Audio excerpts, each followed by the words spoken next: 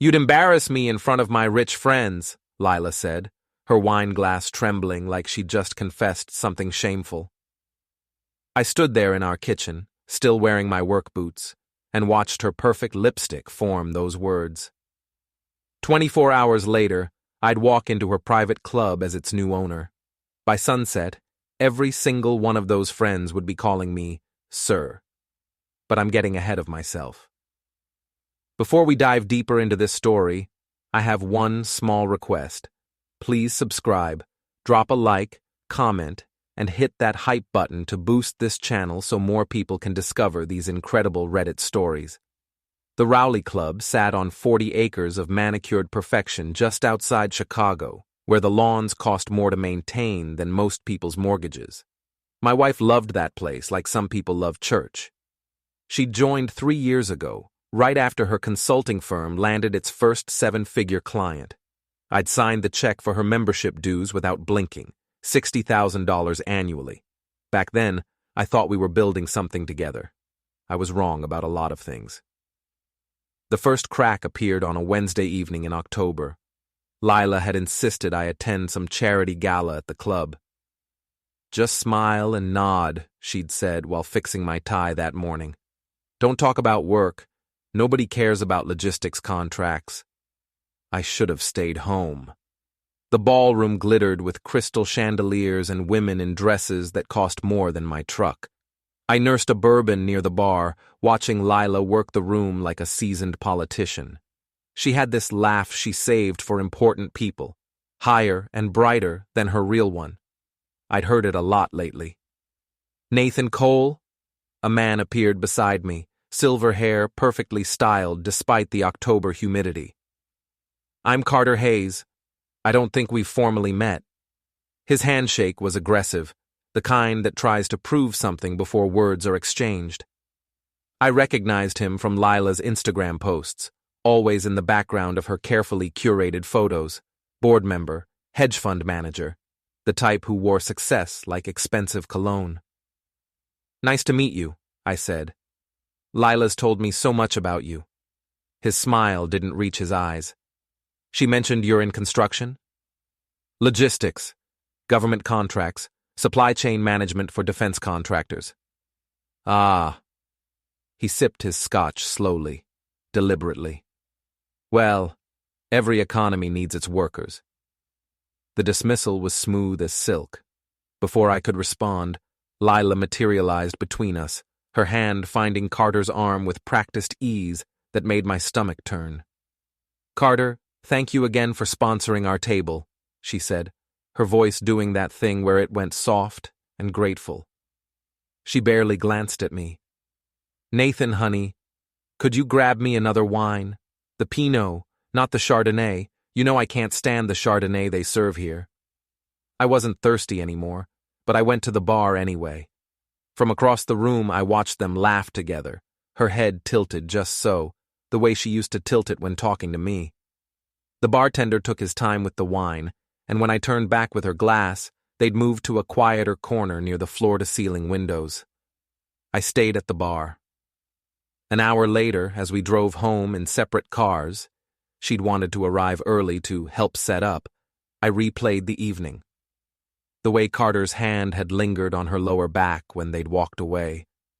How she'd introduced me to her friends as just my husband, with a nervous laugh, like I was a distant relative she had to acknowledge out of politeness. The pitying looks from the other wives, the ones who understood something I was still pretending not to see. Our house was dark when I arrived. Lila's Mercedes wasn't in the garage yet. I sat in my truck for a while, listening to the engine tick as it cooled, and thought about the man I used to be. 8 years in the Army had taught me patience. As a logistics officer, I'd moved equipment and supplies across hostile territory, coordinated convoys through impossible terrain, managed chaos with precision. I'd learned to read situations 3 moves ahead, anticipate problems before they materialized, plan contingencies for contingencies. Those skills had translated well to civilian life. My company, Cole Logistics Solutions, handled warehousing and transportation for defense contractors. We weren't flashy, but we were profitable and steadily growing. Lila used to be proud of that. Before the consulting firm took off, before the club, before she started measuring success by who you knew rather than what you built. She came home at midnight, heels in hand, claiming traffic on the expressway. The second crack came 2 weeks later at the club's annual wine tasting. Lila had made it abundantly clear I was expected to attend. "Wear the navy suit," she'd instructed that morning, her tone suggesting I might show up in coveralls otherwise. "And please, Nathan, just blend in. Don't draw attention. Blend in." Like I was a stain she couldn't quite remove from expensive fabric. The wine tasting occupied the club's expansive terrace, autumn leaves providing an expensive backdrop that probably cost thousands to maintain. I recognized most of the faces from the gala. They recognized me too, based on how quickly conversations died when I approached groups. I found myself near a cluster of women discussing summer homes.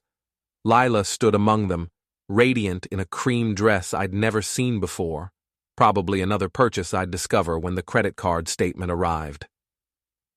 "The vineyard is getting so crowded," one woman complained, swirling her wine. "We're seriously thinking of switching to Nantucket next year." "Or Europe," another suggested. "Carter was just saying he might rent a villa in Provence for August, somewhere in the Luberon Valley." Lila's eyes lit up like Christmas morning. "That sounds absolutely incredible." "You and Nathan should join us," the first woman said, though her tone suggested she'd rather invite a raccoon. Lila's smile flickered, just for a second. "Oh, Nathan's not really the European vacation type. He prefers staying close to work. You know how he is about the business." "How dedicated," someone murmured, and they all laughed in that way wealthy women laugh when they're being cruel but plausible. I hadn't been asked about Europe, or the vineyard, or anywhere beyond our backyard. "Besides," Lila continued, her voice carrying that apologetic edge I'd grown to hate, "international travel isn't really in our budget right now. The business has expenses." I'd checked our accounts that morning out of habit. We had $230,000 in savings, and my company had just closed a 3-year contract worth $5.2 million. Budget wasn't remotely the issue. I excused myself to the restroom, which was predictably marble and gold, with hand towels that got used once and thrown away. When I came back, Lila was alone on the terrace, scrolling through her phone with an intensity that suggested important communication. "We need to talk," I said quietly. She jumped slightly, clutching her phone to her chest. "God, Nathan, you scared me half to death. Why did you tell them we can't afford to travel?" "I didn't say that exactly." She glanced toward the doors, checking if anyone was listening. "Look, can we discuss this at home? I'm networking here." "Networking," I repeated. "Is that what you call it?" Her jaw tightened in a way I recognized, the look she got when I'd caught her in something she couldn't easily explain. "What's that supposed to mean?" "I'm not stupid, Lila." For a moment, something flickered across her face. Fear, maybe. Or guilt. Then her expression hardened into something uglier. "You're making a scene." "I'm standing on a terrace talking to my wife." "You're embarrassing me." Her voice dropped to an angry whisper. "This event is important to me. These people are important. Can you please just go home? These people don't even know what I do for a living. Because you won't make an effort." She stepped closer, wine heavy on her breath. "You show up in your work clothes, you don't play golf, you don't contribute to the conversation. Do you know what Carol asked me last week? She asked if you were on the spectrum, because you're so quiet at events." The words hit like a physical slap. "Maybe I'm quiet because nobody here wants to hear what I have to say. Maybe nobody wants to hear about truck routes and warehouse inventories, Nathan. This is a different world. These are successful people." "I am successful." She laughed, sharp and cruel, the kind of laugh that stays with you. "You run a shipping company. Carter manages billions. Do you understand the difference? Do you understand what real success looks like?" I understood perfectly. I also understood that my shipping company's cash flow paid for this club membership, her new Mercedes, the kitchen remodel she'd insisted on last spring, the designer clothes currently filling her closet. But pointing that out would have been crass, and apparently I was already embarrassing enough. "I'll leave," I said quietly. "Enjoy your networking." I drove home and sat in my office until dawn, looking at numbers on multiple monitors. My company's financials, our personal accounts, the prenup we'd signed before the wedding, back when neither of us had much money to protect, the life insurance policy I'd never mentioned to her, the retirement accounts in my name only, carefully structured through military benefits and business profits.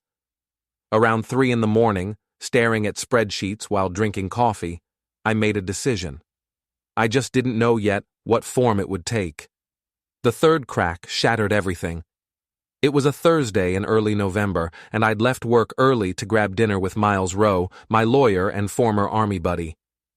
He'd just finished a high-profile acquisition case and wanted to celebrate. We met at a steakhouse downtown, the kind where the waiters memorize your order and the wine list requires a sommelier.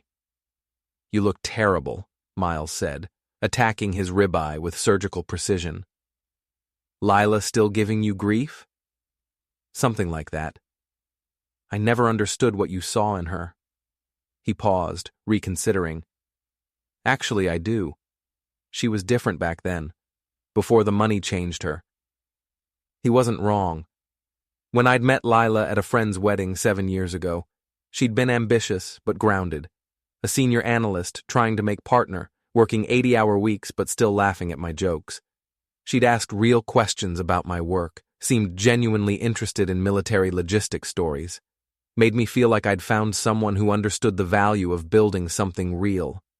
The wedding came fast, maybe too fast, 6 months after we met. The prenup had been her idea, protecting what little we each had. Then her career exploded. Partner at 29, her own consulting practice by 31. The money followed, and with it, a new circle of friends who measured worth in club memberships and vacation homes. The Rowley Club came next, then the charity boards, the galas, the summer fundraisers.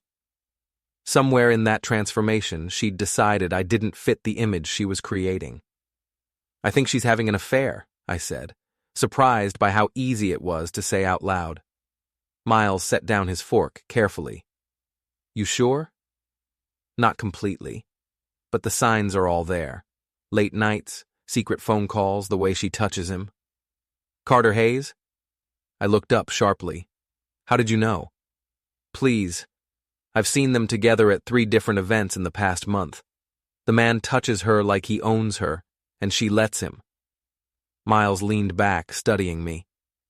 "You want to know something interesting? His wife, Vivian, is a client of mine. Corporate litigation. She's sharp as hell and twice as ruthless." "She know about the affair?" "If she does, she hasn't said anything to me. But Vivian's not the type to suffer quietly or make emotional decisions. When she moves, it'll be calculated." He studied me carefully. "What are you thinking?" "I don't know yet. I need proof first. Real proof. Not just suspicions. I can help with that. Discreetly, of course." We finished dinner talking about logistics and legal strategies, but my mind was elsewhere, already planning. That night, I installed tracking software on our shared cloud account, completely legal since we both owned it and had agreed to share passwords years ago. Within a week, I had everything I needed and more than I wanted. The text messages were worse than I'd imagined. "Carter, miss you already. This weekend felt too short. When can we do it again?" "Lila, I know. Nathan's being so clingy lately. I think he suspects something." "Carter, does he matter at this point? You said you'd leave him once the timing's right." "Lila, I will, after I secure my half of his business. My lawyer says the prenup has loopholes if I can prove marital contribution to the company's growth. Shouldn't be hard. I've been pushing hard for those government contracts, making connections." "Carter, smart woman. That's why I love you. No rush on my end either. I'm not leaving Vivian until my fund's acquisition closes. Too much money at stake. Lila. Same here. We're strategic, babe. That's why we're perfect together. Not like our spouses. Carter. They're good people. Just boring. They don't understand ambition.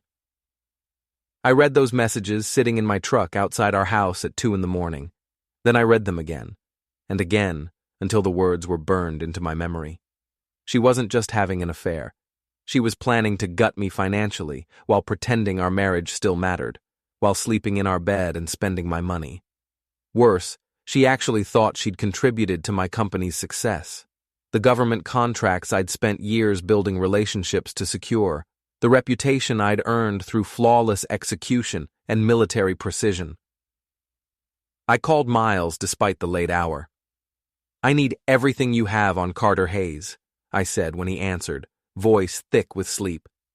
Business dealings, the hedge fund, his position at the club, his financials, his vulnerabilities, everything.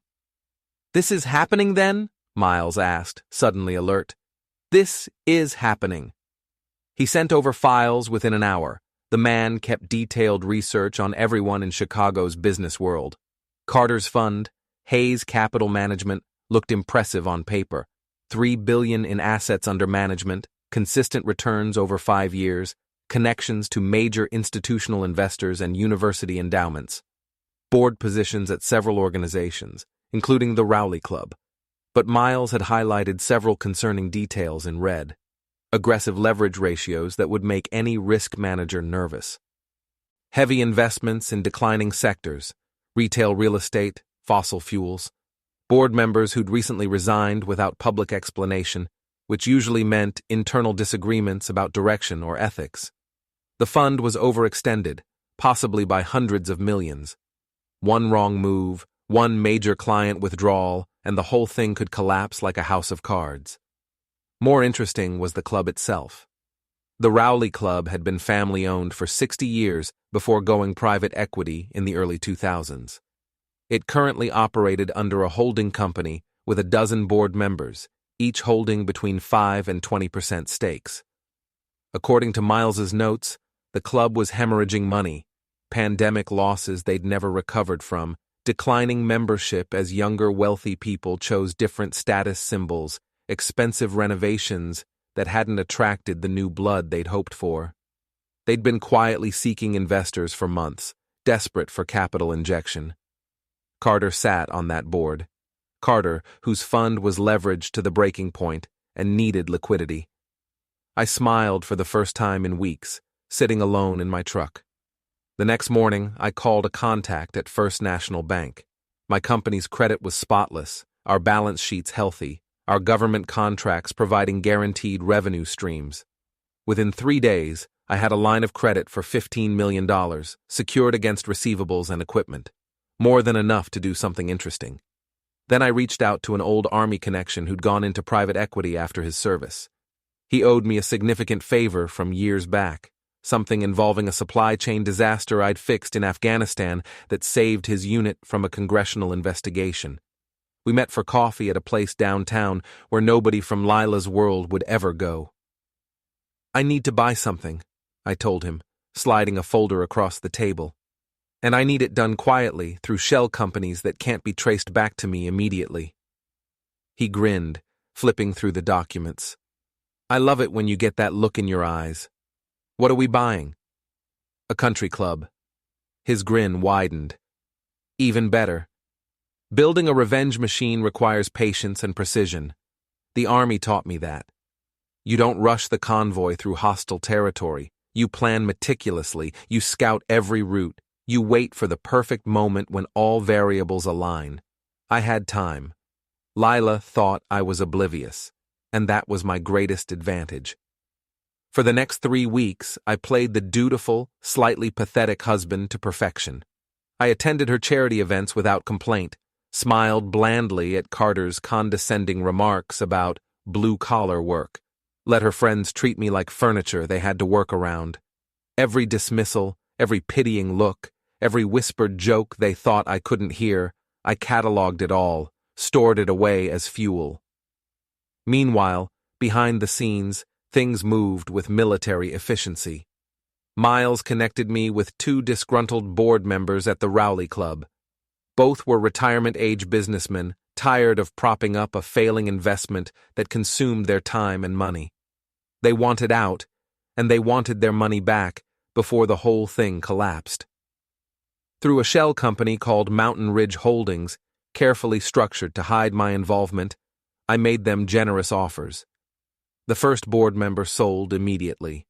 $3 million for his 20% stake, roughly what he'd paid in, so he broke even and escaped.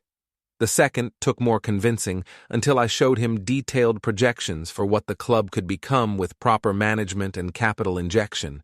Professional hospitality consultants, modernized amenities, a broader membership base. He signed over 15% for $2.5 million. That gave me 35% ownership through the shell company. Not majority control, but enough to matter, enough to have a voice. Next came the harder part. Carter himself. Miles's deeper investigation revealed something beautiful, almost poetic. Carter's hedge fund had invested heavily in the club years ago, partly to secure his board position and networking access, partly because he'd convinced his investors it was a solid real estate play with development potential. He personally held 10% of the club through Hayes Capital Management. But his fund was in serious trouble now.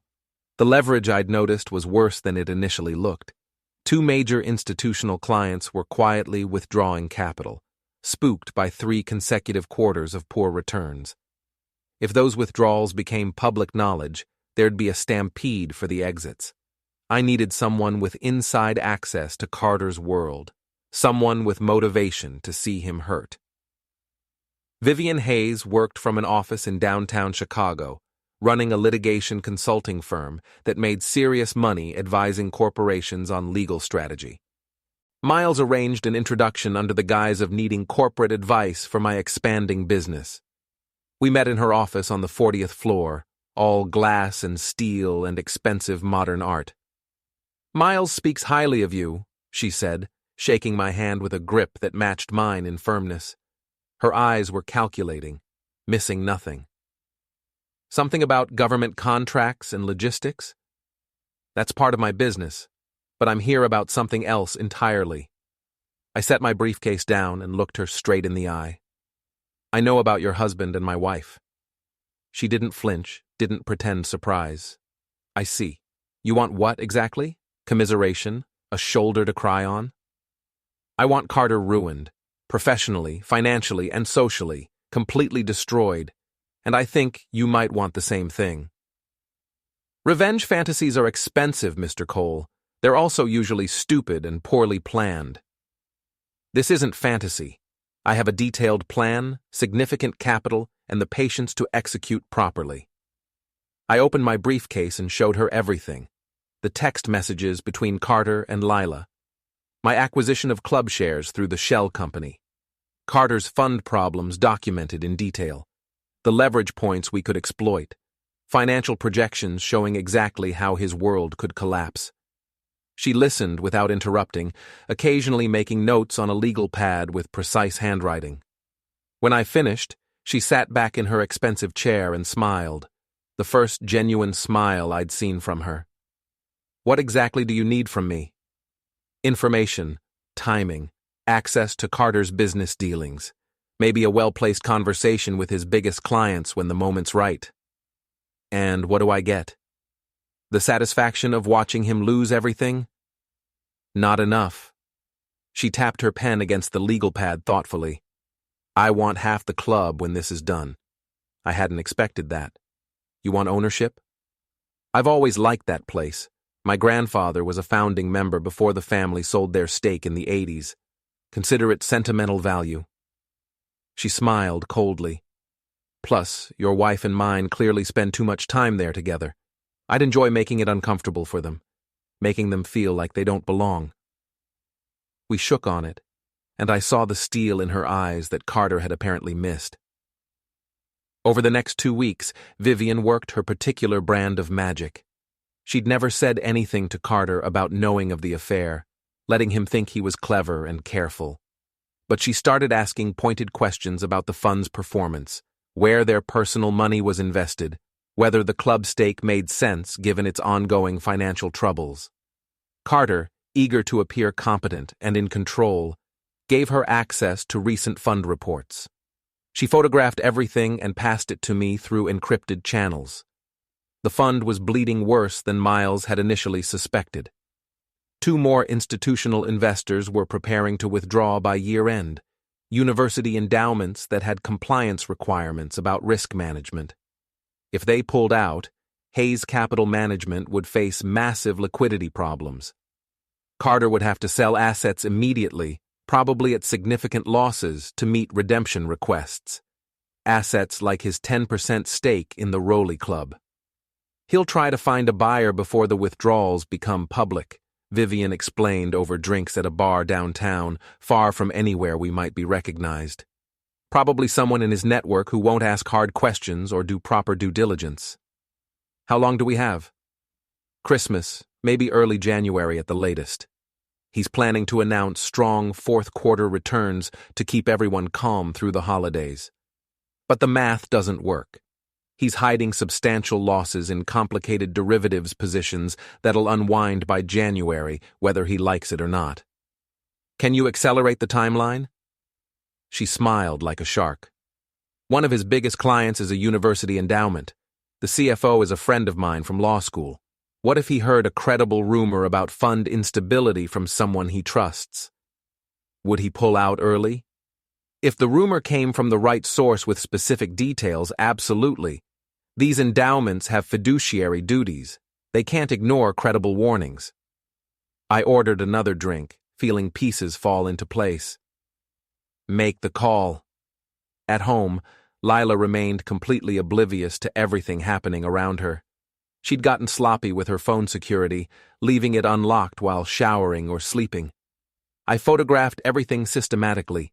More texts with Carter discussing their future together, vacation plans for next summer, detailed calculations about what she'd get in a divorce. Apparently, her lawyer was very confident about piercing the prenup, based on her strategic contributions to my business growth. I wondered if she'd rehearsed that phrase, or if it had come naturally through repetition. One evening in late November, she announced she was attending a weekend retreat at some luxury spa resort in Wisconsin. Networking thing, she explained vaguely, not meeting my eyes. Boring consultant stuff, team-building exercises. Carter posted Instagram photos from the same resort 2 hours after she left, complete with sunset views and expensive wine. He'd tagged it as an executive team-building weekend with his top performers. Neither of them had ever been particularly good at lying or covering tracks. I spent that weekend methodically moving money between accounts, restructuring my business ownership through a family trust Miles had set up, protecting everything that mattered. The prenup would hold. I wasn't worried about that. It was ironclad. But better to be thorough, better to have multiple layers of protection. I also made a formal offer on the remaining club shares held by Hayes Capital Management. The offer came through Mountain Ridge Holdings, so Carter wouldn't immediately connect it to me personally. $4 million for his 10%, roughly twice what he'd paid years ago, a seemingly generous gift considering the club's current finances and future uncertainties. His fund was desperate enough that he couldn't refuse. The sale closed the first week of December, quietly and without public announcement per the purchase terms. I now owned 45% of the Rowley Club. Still not majority control, the remaining 55% was split among 8 other board members, but I was far and away the largest single shareholder. Time for Phase 2. The Rowley Club's monthly board meeting happened the second Tuesday of December, in a private room I'd never been allowed to enter during my wife's membership.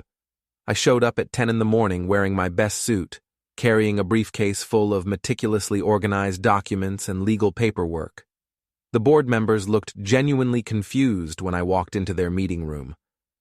"I think there's been a mistake," the chairman said slowly. He was 70-something, old money, the type who'd inherited wealth and never worked a real job. "This is a private board meeting." "I'm aware. I'm Nathan Cole. As of last week, I hold 45% of club shares through Mountain Ridge Holdings, which I control. That entitles me to a board seat and voting rights per your corporate bylaws, Section 7, Paragraph 3. Complete silence. You could hear the grandfather clock ticking in the corner. Carter sat at the far end of the long table, and I watched his face go from confused to pale to something approaching panic.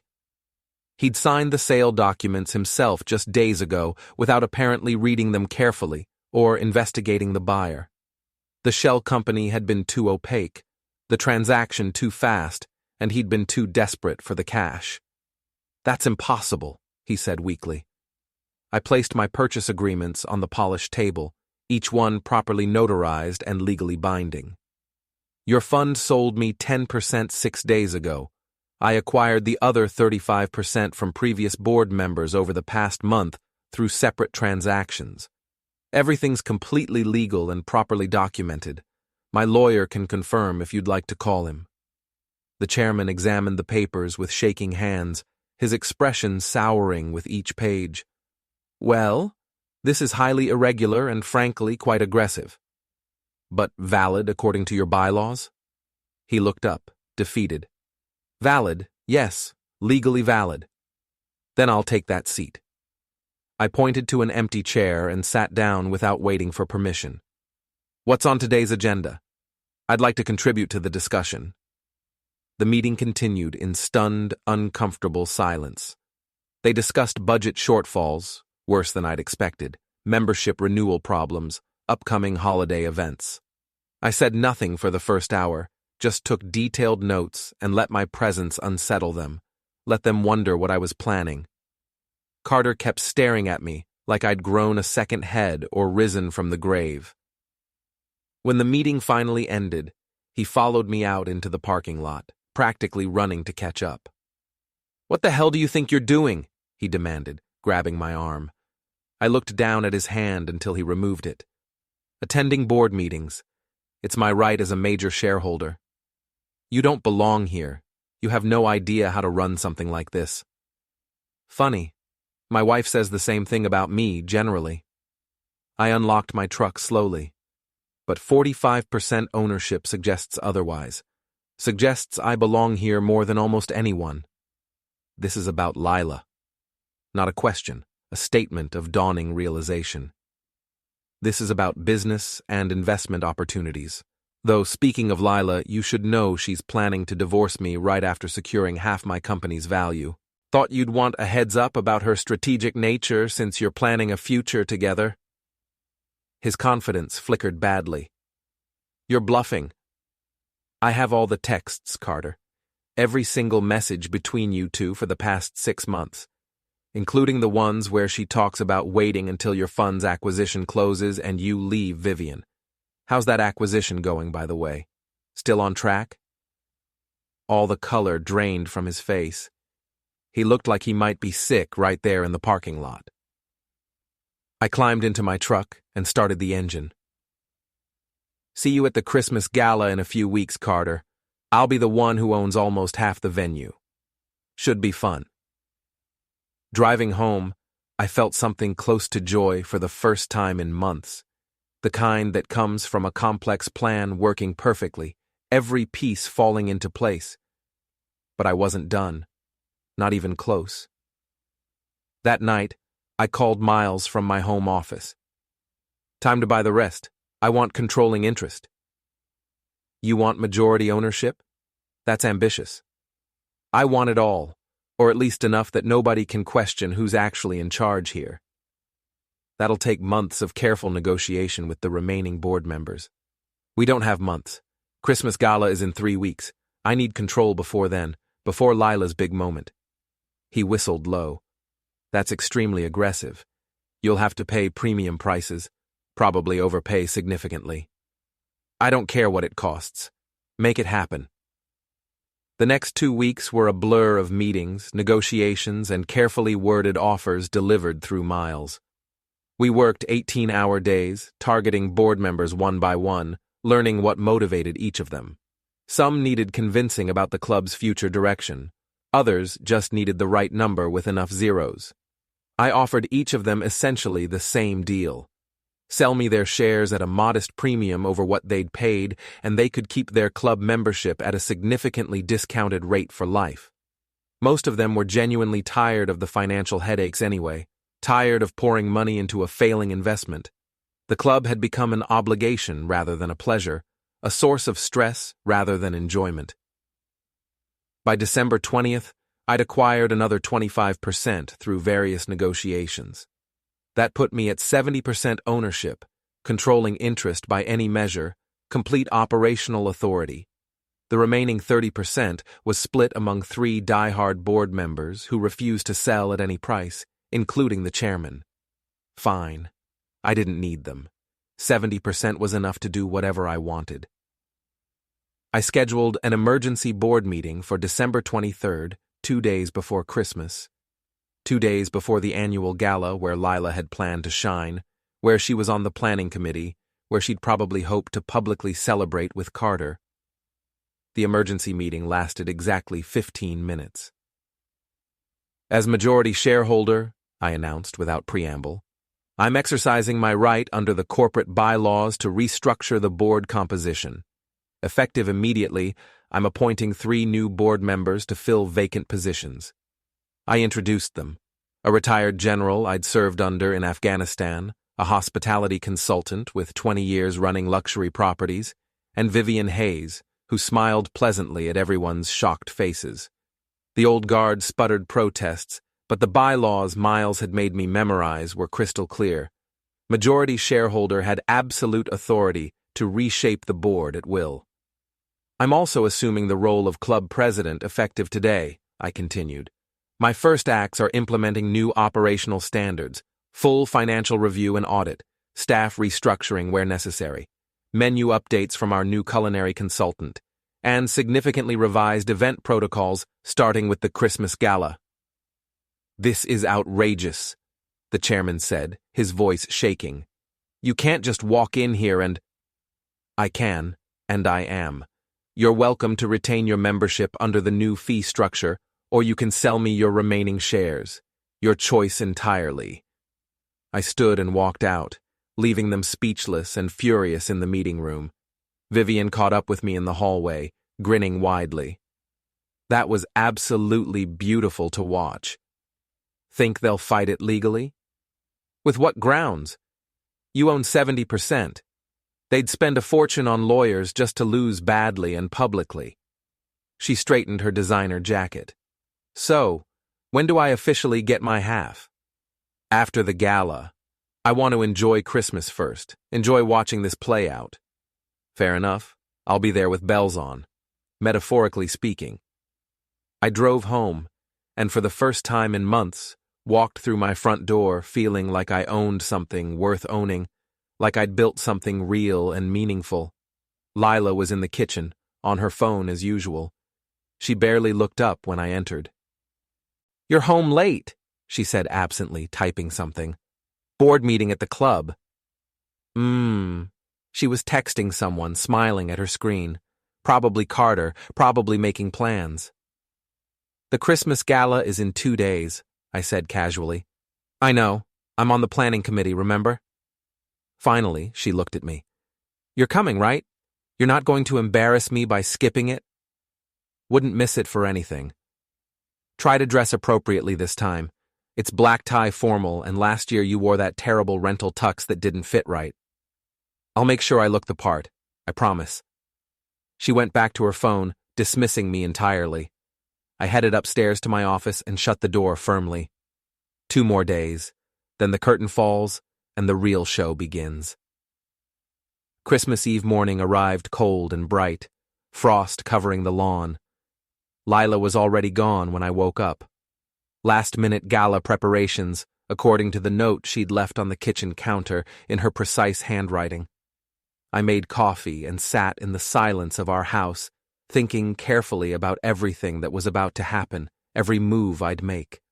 The gala would start at 7, 5 hours from now. Miles called around noon. Everything's set on our end. The paperwork's filed with the county, the staff's been briefed on the changes, and I've got private security standing by just in case things get ugly or violent. They will get ugly. Good. I haven't seen a proper confrontation in years. This'll be entertaining. He paused. You absolutely sure about this? Once you walk in there as owner and make this public, there's no going back, no pretending. I'm completely sure. Then enjoy the show. I'll be there with popcorn. I spent the afternoon getting ready with deliberate care. Tailored tucks from a proper clothier, Italian leather shoes, the watch I'd inherited from my grandfather who'd served in Korea. When I looked in the mirror, I barely recognized myself. Not because of the clothes, because of the expression on my face. Cold, focused, absolutely ready. I arrived at the Rowley Club at 6:30, deliberately early. The valet looked confused when I bypassed him completely and parked in the owner's reserved spot near the main entrance. The spot that had always been empty or used by the chairman. Inside, staff were making final preparations. White tablecloths being smoothed, elaborate floral centerpieces positioned perfectly, champagne towers constructed with architectural precision. The events coordinator spotted me immediately and hurried over, looking nervous. Mr. Cole, everything's ready exactly per your instructions. The seating chart? Changed as you requested. You're at the head table now, center position. Perfect. And the audio-visual presentation? Loaded onto the system and tested 3 times. Should we run through it once more? No need. I trust your competence. I handed her a sealed envelope. Distribute these documents to all attendees as they arrive at the door. Every single person gets one, no exceptions. She peeked inside at the papers. Are you certain about this approach? Completely certain. Guests started arriving promptly at 7. I positioned myself near the main entrance, greeting people as they came in, watching their faces. Their reactions were priceless. Confusion, surprise, nervous laughter. Why was Nathan Cole, the forgettable husband, playing host at the door? Carter arrived at 7:15 with Vivian on his arm. She wore emerald green silk and smiled at me with perfect knowledge of what was coming. He wore panic poorly hidden behind forced confidence and too much cologne. Nathan, he said tightly, his jaw clenched. Interesting position you've taken tonight. I'm just welcoming guests to my club. Seemed like the hospitable thing to do. Your club? 70% ownership as of last week. Didn't anyone tell you? I thought the board memo went out. I turned to Vivian with a genuine smile. You look absolutely lovely tonight. That color suits you perfectly. Thank you, Nathan. I've been looking forward to this evening for weeks. She took Carter's arm possessively. Come on, darling, let's find our seats and get drinks. They disappeared into the ballroom. Carter's jaw was clenched so hard I thought he might crack a molar. Lila arrived fashionably late at 7:30, draped in a silver gown that probably cost $5,000 and looked like liquid mercury.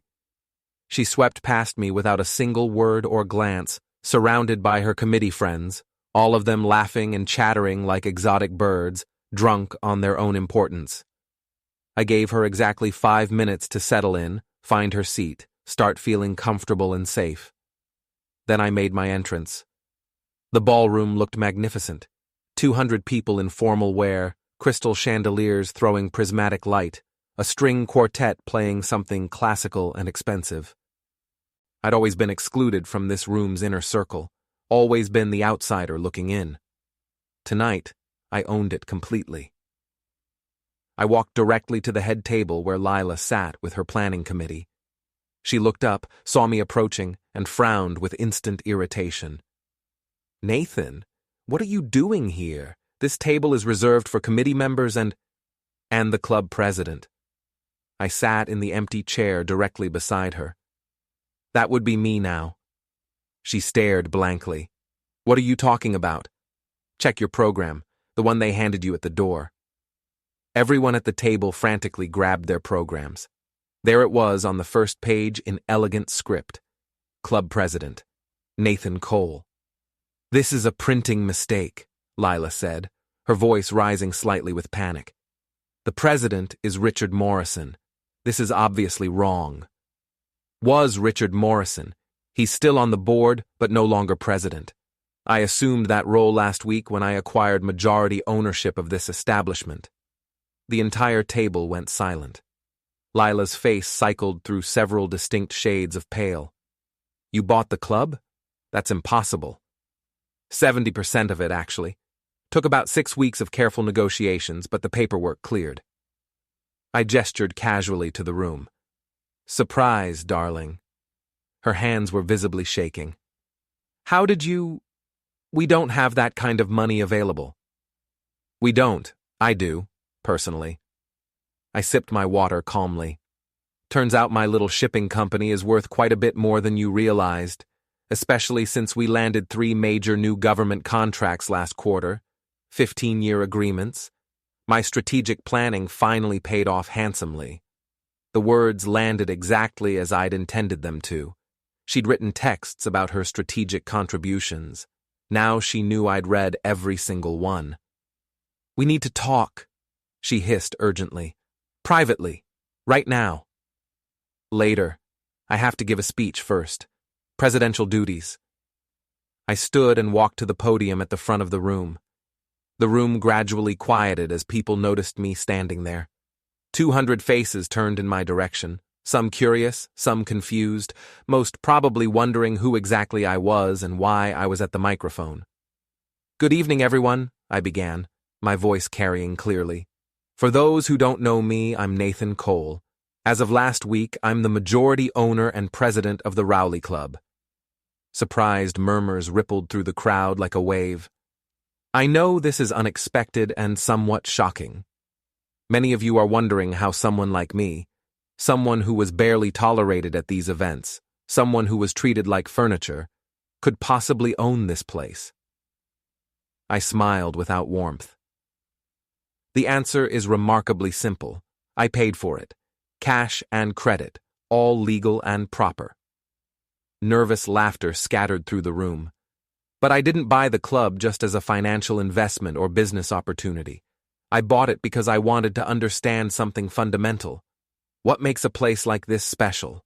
What makes people willing to pay $60,000 annually for the privilege of eating overpriced food and networking with others who did the same? The laughter stopped abruptly.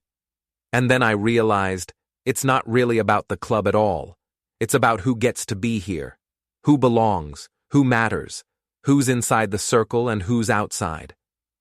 I paused deliberately. My wife told me very clearly that I'd embarrass her in front of her rich friends, that I didn't belong in this world, that I was too small, too ordinary for it. Lila was standing now at her table, her face absolutely scarlet with rage and humiliation. Nathan, stop this right now. I ignored her completely. So I decided to test that hypothesis, to see if she was right. If someone like me, middle-class background, military service, a business that actually produces value rather than just shuffling money around, could belong here, could be successful in this world. This is completely inappropriate, someone shouted from the back. What's inappropriate? I said calmly, my voice cutting through the noise. Is discovering your wife is having an affair with a board member while actively planning to divorce you and take half your company through fraudulent claims. I looked directly at Carter across the room. How's your hedge fund doing these days, by the way? I heard you had some serious liquidity issues recently. The room erupted instantly. People were standing, shouting questions, craning their necks to see Carter's reaction. He sat frozen in his chair, Vivian beside him looking absolutely serene and satisfied. Everyone received documents when they arrived tonight.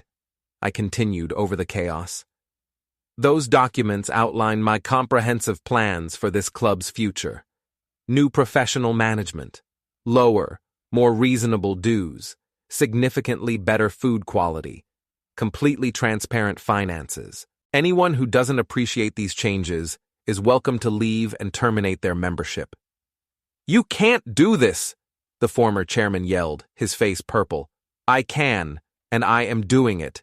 70% ownership means I have absolute authority to do whatever I want with this place.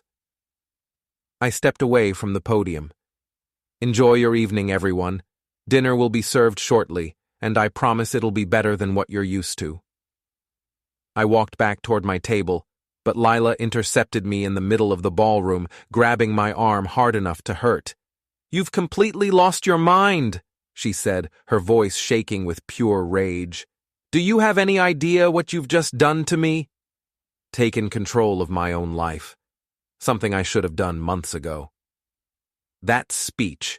You deliberately humiliated me in front of everyone I know. Did I? I simply told the truth as it exists. You said I'd embarrass you in front of your rich friends. I'm simply living up to your expectations and predictions. I want a divorce immediately. I know you do. I saw all the texts between you and Carter. You've been planning it for months now. Very smart strategy. Wait until you can falsely claim you helped build my business, then take half in the settlement. I pulled my arm free from her grip. Unfortunately for you, the prenup is completely airtight, and I've already restructured all my company assets through legal trusts. You'll get essentially nothing. You can't do that. I already did it.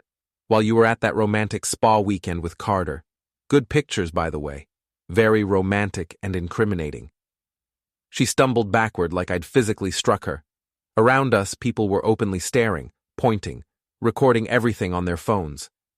This would be all over social media within the hour, spreading like wildfire. "Excuse me," I said politely. "I need to speak with someone else." I found Carter near the bar, downing expensive scotch like it was water, his hands shaking. "We should talk briefly," I told him. "Go straight to hell. Your fund's in serious trouble. My sources, very reliable sources, say you're about to lose 3 major clients, maybe 4 if word spreads about tonight's entertainment and your personal conduct." He set down his glass with a sharp crack. "What exactly do you want from me?" "Nothing at all. I already have everything I need. I just wanted you to know that I know everything. That this wasn't random or emotional. I planned every single move for 6 weeks, while you and my wife laughed about how small and insignificant I was. You're completely insane. I'm thorough. Military training teaches precision." I straightened my jacket. "By the way, your wife Vivian knows absolutely everything, has known for weeks. She's been actively helping me plan all of this." His eyes went impossibly wide. "Vivian knows?" "Vivian knows everything. She's quite strategic herself when properly motivated. Turns out betrayal runs in more than one direction." I clapped him on the shoulder. "Enjoy the rest of your evening, Carter. I believe they're serving prime rib. It's actually good now. I changed suppliers."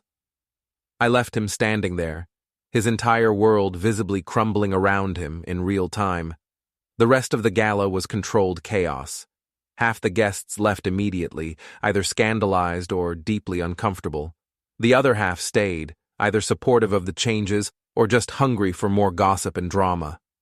I worked the room methodically, shaking hands, answering questions honestly, presenting myself as the reasonable party in an unreasonable situation. Lila disappeared sometime around 9. I didn't notice at first. Too busy fielding questions from remaining board members about specific operational changes and financial projections. When I finally looked for her, she was completely gone. Good. Let her run. Vivian found me near the dessert table around 10. "You really went for maximum impact," she said admiringly. "No point doing this halfway." "Carter left about 20 minutes ago. Looked like he was going to vomit in the parking lot." She picked up a chocolate truffle, examining it. "I'll have divorce papers filed by New Year's Eve. Should be finalized by spring." "And your half of the club?" "We'll work out the details properly. Tonight was payment enough for now." She bit into the truffle. "This is genuinely excellent. You should definitely keep the current pastry chef." "I plan to keep most of the staff. They're good at their jobs. It's only the leadership that needed complete changing." Miles appeared, grinning like an absolute fool. "That was the most beautiful disaster I've ever witnessed in my legal career. Half the room wants your head on a platter, the other half wants to buy you drinks and hear the whole story." "Which half are you in?" "Drinks. Definitely drinks. He pulled out his phone. Also, Lila's been calling me obsessively, 17 times in the past hour. She wants to know if the prenup can be challenged on any grounds. What did you tell her? That I represent you exclusively, not her, and she should get her own lawyer immediately. He scrolled through messages. She's absolutely furious. She'll get over it eventually. Will she, though? I thought about that carefully. The woman I'd married 7 years ago might have eventually understood and forgiven, but that woman had disappeared somewhere along the way, replaced by someone I didn't recognize anymore, someone who valued appearances over partnership, status over substance, money over meaning. Doesn't matter if she does, I said finally. This isn't about her anymore. It's about me. The gala wound down around 11:30. Staff efficiently cleared tables while the remaining guests trickled out, most of them buzzing with gossip they couldn't wait to spread. I helped oversee the cleanup personally, introducing myself properly to employees who'd only ever seen me as Lila's forgettable, quiet husband. They seemed cautiously optimistic about the ownership change and new direction. I drove home well after midnight. Lila's Mercedes was in the garage, every light in the house blazing. I sat in my truck for a long moment, preparing mentally for whatever came next. She met me in the kitchen, still wearing the silver gown, makeup completely smeared from obvious crying. "I hope you're proud of yourself," she said bitterly. "I am, actually. Very proud. You ruined absolutely everything. My reputation, my friendships, my standing in this entire community. Your affair ruined those things. I just made it public knowledge. We could have handled this privately and maturely. Like you were handling your plan to divorce me and steal half my company? That kind of private?" I set my keys on the counter deliberately. "I saw all the texts, Lila. Every single message. I know everything you planned." She wrapped her arms around herself defensively. "Carter and I, it wasn't supposed to happen like this. How exactly was it supposed to happen? We were going to wait until the timing was right for both of us, until both our divorces were final and his fund situation was stable and secure. His fund will never be stable. It's catastrophically over-leveraged and hemorrhaging clients. He'll be lucky if he's not facing federal fraud charges by summer." I poured myself water calmly. "You picked a very bad horse to bet on. You're enjoying this. More than I probably should, honestly." I leaned against the counter. "You made me feel worthless for months, like I was something shameful you had to hide from view. Every event, every dinner, every conversation, I was the embarrassment, the husband who didn't measure up to your standards. Because you didn't even try. You never tried to fit in, never made any effort. I built a multi-million-dollar company from absolutely nothing. I secured government contracts that'll keep us employed for years. I paid for this house, your car, your club membership, every expensive dinner you posted on Instagram." My voice stayed level and cold. But none of that mattered, because I didn't play golf or summer in Europe or manage a hedge fund, because I wasn't ashamed of where I came from. It's not about the money. It's exactly about money and status and belonging to a world you thought was better than the one we built together. I finished the water. "You were ashamed of where you came from, ashamed of who you really were. I never was." She stared at me, tears streaming down her face. "So what happens now? Now you find yourself a good lawyer. We get divorced properly. You take what you brought into the marriage per the prenup terms, and we go our completely separate ways. That's it? That's all? That's everything. What about the club membership?" I almost laughed out loud. After everything, the affair, the planning, the public humiliation, she was worried about her club membership status. "That depends entirely. Can you afford the dues under the new structure?" Her face crumpled completely. "You're taking everything from me." "I'm taking what's mine. You're welcome to keep what's yours. There's a significant difference." I headed toward the stairs. "I'm sleeping in the guest room tonight." I'd appreciate it if you found somewhere else to stay starting tomorrow morning.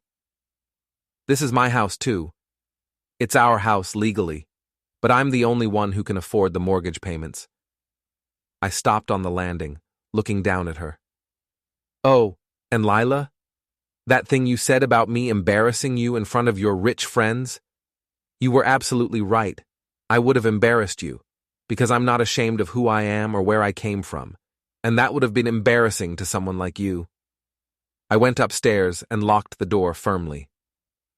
Christmas Day passed quietly. Lila packed several suitcases and left before noon, not saying where she was going. Probably to Carter initially, though that situation seemed unlikely to work out long term. Vivian's divorce filing would complicate everything, and his fund's very public collapse was already making financial news headlines. I spent the day alone, which felt considerably better than it should have. The week between Christmas and New Year's became a productive blur. Lila moved out completely, taking furniture I didn't care about and expensive artwork she'd personally selected. Miles handled the separation paperwork with ruthless efficiency. She'd hired her own attorney, who very quickly realized the prenup was absolutely bulletproof. She'd get her original investment in our marriage, which amounted to roughly $50,000 and a used Honda. The club transitioned smoothly under new professional management. Several old guard members resigned in dramatic protest, but membership applications actually increased significantly after the gala story spread through social media and local news. Apparently, people appreciated the drama and transparency, or they just wanted to see what I'd do next. Carter's fund officially announced it was reorganizing and restructuring on December 28th. Financial industry speak for, we're in serious trouble and possibly collapsing. 3 days later, his biggest client pulled $2 billion in assets. The fund would likely be completely liquidated by spring, with investigations ongoing. Vivian filed for divorce on December 30th, citing irreconcilable differences and requesting half of all marital assets plus damages. Given her extensive evidence of Carter's mismanagement and multiple affairs, plural it turned out, she'd probably get significantly more than half. I spent New Year's Eve at home, drinking genuinely expensive scotch and thinking about the past 2 months. Everything I'd systematically built, deliberately destroyed, and carefully rebuilt. The life I'd dismantled because it was built entirely on lies and false pretenses. Around 11:30, my phone rang. Unknown number. Hello? It's me. Lila's voice, small and defeated. Can we talk? About what, specifically? I made a terrible mistake. A huge mistake. I was stupid and selfish and... She paused. Carter's completely gone.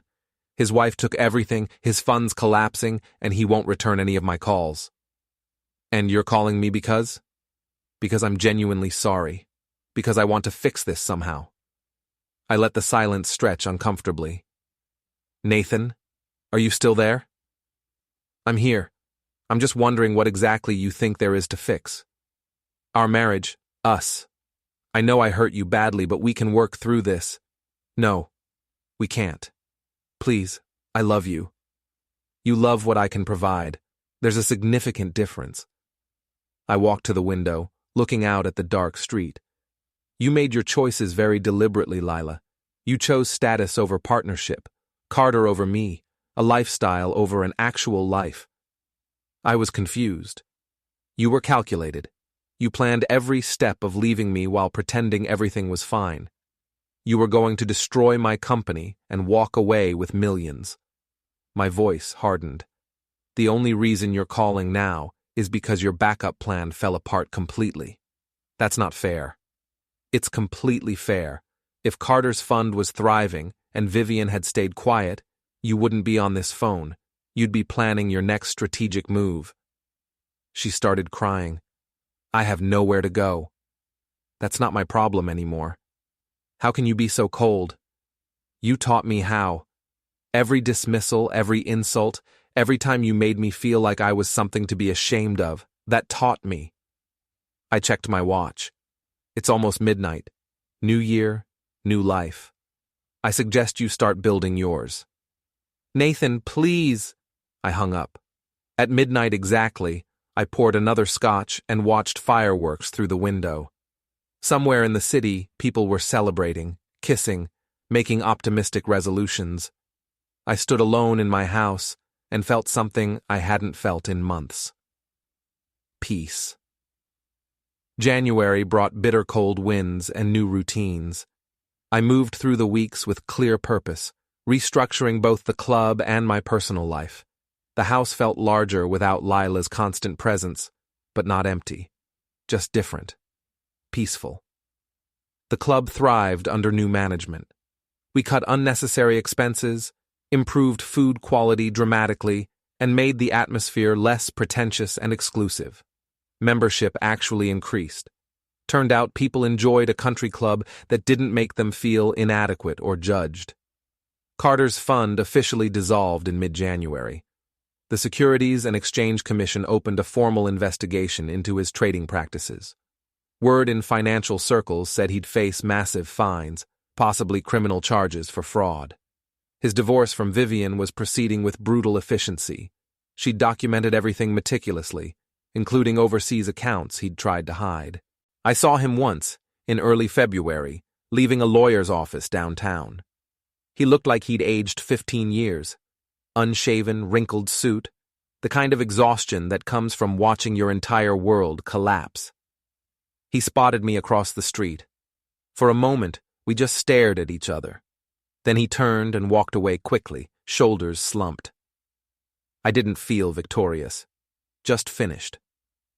Lila's divorce attorney pushed hard for a larger settlement, claiming emotional distress and loss of lifestyle. Miles shut that down fast. The prenup was crystal clear, and Lila's text messages proved premeditation. She'd planned to leave, she just wanted to do it profitably. We settled in March. She got her original $50,000, her car, and some jewelry. Everything else stayed with me. The house, the business, the club shares, all the accounts. She didn't contest it after Miles showed her what a public trial would look like. All those texts, all that planning, made public in court. She moved to Phoenix to live with her sister.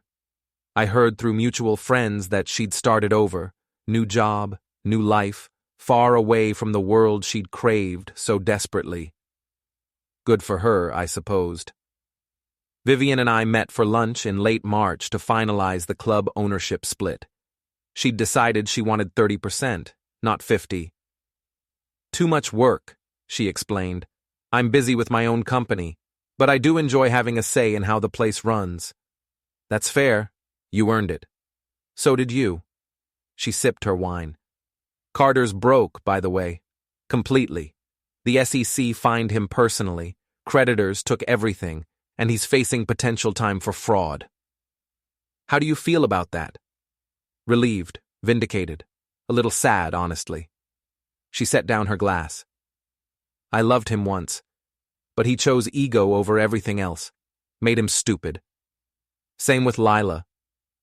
The affair? The affair, the planning, the belief that status mattered more than substance.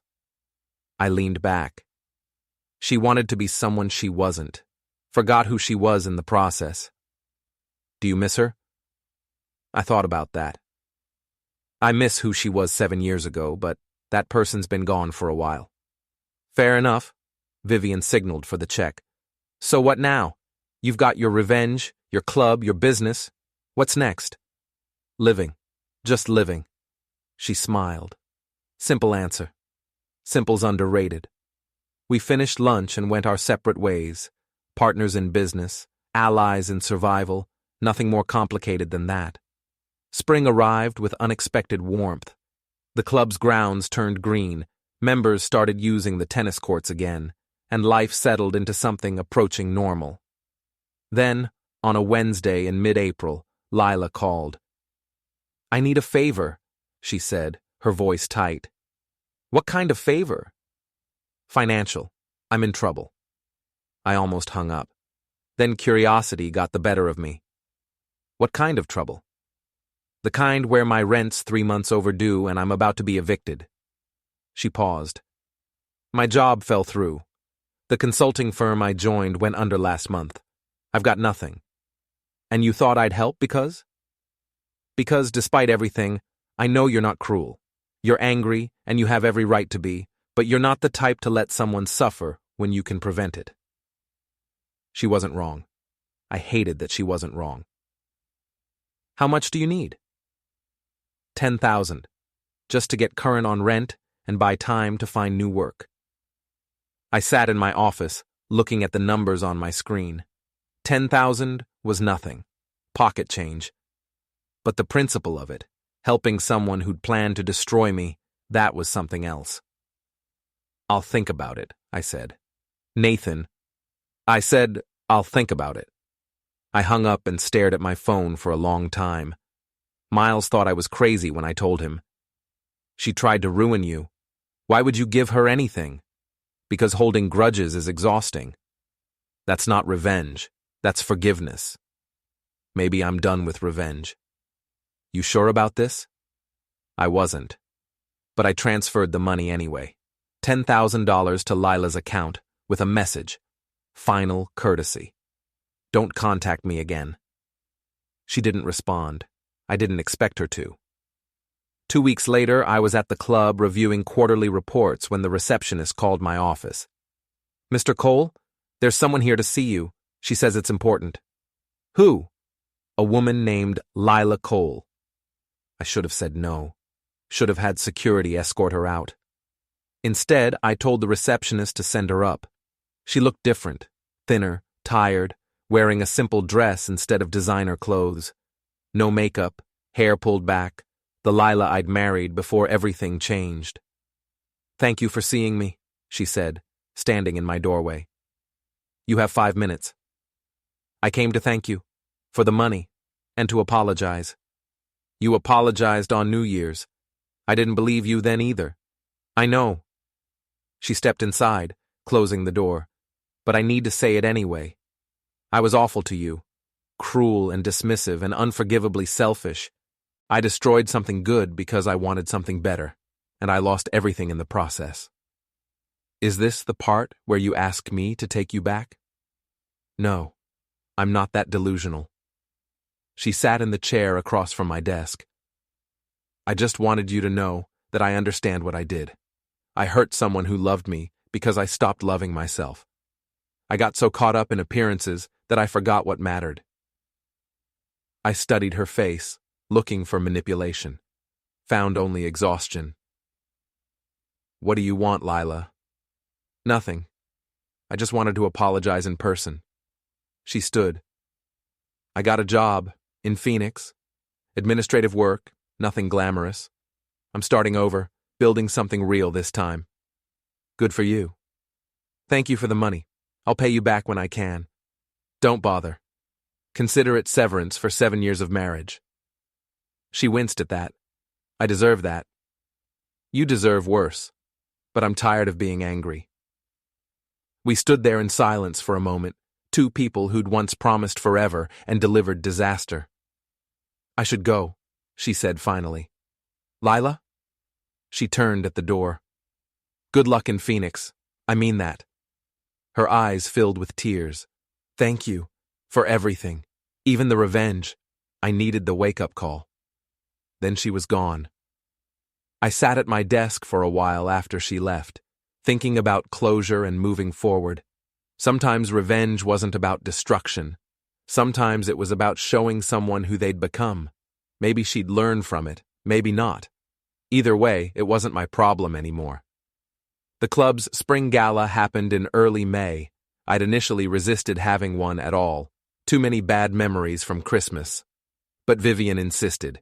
We need to show everyone that the club is thriving, she'd argued, that the leadership change was positive. So we planned a gala, smaller than the Christmas disaster, more elegant, less pretentious. I even hired a new events coordinator who understood the assignment. Make people feel welcome, not judged. The night of the event, I arrived early to oversee final preparations. The ballroom looked perfect. Soft lighting, fresh flowers, live jazz instead of classical strings. Less formal, more genuine. Guests started arriving at 7. I greeted them at the entrance, same as Christmas, but this time people smiled genuinely. Shook my hand with respect instead of confusion. I'd earned my place here, proven I belonged. Around 7:30, Miles arrived with a date, a corporate attorney he'd been seeing. "This is nice," he said, surveying the room. "Much better than the train wreck last time. Low bar. Still, you've done good work here." He accepted a champagne flute from a passing waiter.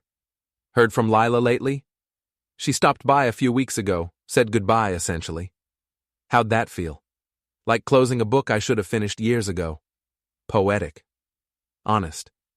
Vivian arrived fashionably late, wearing red. She'd brought a date, too, some businessman I didn't recognize. "Nathan," she said warmly, "the place looks wonderful. Your suggestions helped." "I know. I'm invaluable." She squeezed my arm. "Carter's officially in federal custody, by the way. 18 months for securities fraud. I thought you'd want to know." I didn't feel much hearing that. Maybe a distant satisfaction, but mostly nothing. Carter had made his choices. He was paying the price. "Thanks for telling me." The gala proceeded smoothly. People mingled, danced, ate excellent food from a revamped menu. No speeches, no drama. Just an enjoyable evening at a country club that had finally figured out what it wanted to be. Around 10, I stepped outside for air. The terrace was empty, overlooking the 18th hole. Spring stars overhead, jazz filtering through the open doors. I'd spent months planning revenge. Acquiring the club, destroying Carter's fund, humiliating Lila publicly. All of it had worked perfectly. I'd won every battle, claimed every prize. But standing there alone, I realized something. The revenge hadn't made me happy. It had made me whole. There was a difference. Lila had taken pieces of me, my confidence, my sense of worth, my ability to trust. The revenge wasn't about hurting her. It was about taking those pieces back, about proving to myself that I was more than her dismissive words and pitying looks. I'd embarrass her in front of her rich friends, she'd said. She'd been right, I had. But not because I was inadequate, because I'd refused to pretend to be someone I wasn't. "Brooding?" Vivian appeared beside me, 2 champagne flutes in hand. She offered me one. "Reflecting." "Same thing." She leaned against the railing. "You know what I like about you, Nathan? You're honest. Ruthless when necessary, but honest. There's no pretense." "Is that a compliment?" "The highest I give." She sipped her champagne. "I'm glad we ended up partners, both here and in taking down our respective spouses." Strange way to bond. "The best relationships are built on mutual destruction." She smiled. "I'm kidding. Mostly." We stood in comfortable silence, watching the empty golf course. "What are you going to do now?" she asked. "You've got the club running well, your business is thriving, your ex-wife is gone. What's next?" "Whatever I want. That's the point. Freedom." "Exactly. Well, when you figure out what you want, let me know. I'm always interested in new projects." She finished her champagne. "I should get back to my date. He's probably boring someone about commercial real estate." "Have fun." "Always do." She disappeared inside, leaving me alone with the stars and the distant music. I thought about Lila in Phoenix, starting over. Carter in federal custody, paying his debt. All the people who dismissed me, laughed at me, treated me like I was too small for their world. They'd been wrong, not because I'd proven myself in their terms, the club ownership, the money, the status. They'd been wrong because those terms didn't matter. I'd always been enough. I'd just forgotten for a while. My phone buzzed. Text from Miles. Speech time. People want to hear from the boss. I headed back inside. The ballroom had filled up more since I'd stepped out. Maybe 150 people, all of them dressed well and talking animatedly. The jazz band was on break. I took the microphone from the band leader and waited for the room to quiet. "Thank you all for coming tonight," I started. "I know some of you were at our Christmas gala. For those who were, I apologize. That evening was memorable for the wrong reasons." Nervous laughter rippled through the crowd. "Tonight is different. Tonight is about moving forward, about building something better than what we had. I looked around the room. When I bought this club, people thought I was crazy. Why would someone like me want to own a country club? I didn't play golf, didn't summer in Europe, didn't manage billions. A few people shifted uncomfortably, probably remembering they'd been among those doubters. But I realized something. This place isn't about golf or money or status. It's about community, about having a space where people can relax, connect, be themselves. I paused. The old guard made it about exclusion. Who belonged, who didn't. I wanted to make it about inclusion. Who wants to be here, who doesn't. Applause started, tentative at first, then growing. So, thank you for giving me a chance. Thank you for trusting that someone from outside your world could run this place well. And thank you for reminding me that belonging isn't about fitting into someone else's mold. It's about being confident in who you are. More applause. I handed the microphone back and stepped down. People swarmed me after that. Handshakes, congratulations, invitations to golf games I still wouldn't play. I accepted it all graciously, playing the role of gracious host. It felt less like acting than it once had. The gala ended around midnight. Staff cleaned up while I did a final walkthrough, making sure everything was secure. Vivian had left an hour earlier. Miles had departed with his date around 11. I was alone in the building, just me and the cleaning crew. I walked through the empty ballroom remembering Christmas Eve, Lila's horror when I'd announced my ownership, Carter's panic, the whispers and phone cameras and social media posts that had spread like wildfire. That night had been about destruction. Tonight had been about construction. Progress. I locked up and walked to my truck. The parking lot was empty except for staff vehicles. Cool spring air, stars overhead, the quiet satisfaction of a job well done. My phone buzzed one last time. Unknown number. This is Lila. I saw photos from tonight's gala on social media. The club looks beautiful. You did good work. I'm proud of you. Don't reply to this. Just wanted you to know. L. I stared at the message for a long moment. Then I deleted it and put my phone away. Some chapters needed to stay closed. I drove home through empty streets, thinking about everything that had happened since October. The humiliation, the planning, the revenge, the rebuilding. All of it had led here, to a spring night where I owned the world that had rejected me, not because I'd changed, but because I'd refused to. Lila had said I'd embarrass her in front of her rich friends. She'd been right. I had embarrassed her, but not for being inadequate, for being exactly who I was, direct, honest, unwilling to play games I didn't respect. And her rich friends? They called me sir now, every single one of them. I pulled into my driveway and sat in the truck for a moment, engine ticking in the silence. The house was dark, but not empty. It was mine, truly mine, built on my terms, filled with my choices. Tomorrow I'd wake up and continue building, the club, my company, my life. But tonight, I'd done enough. I climbed out of the truck and walked to my door, keys jingling in the quiet. Behind me, the wealthy suburban world I'd conquered continued spinning.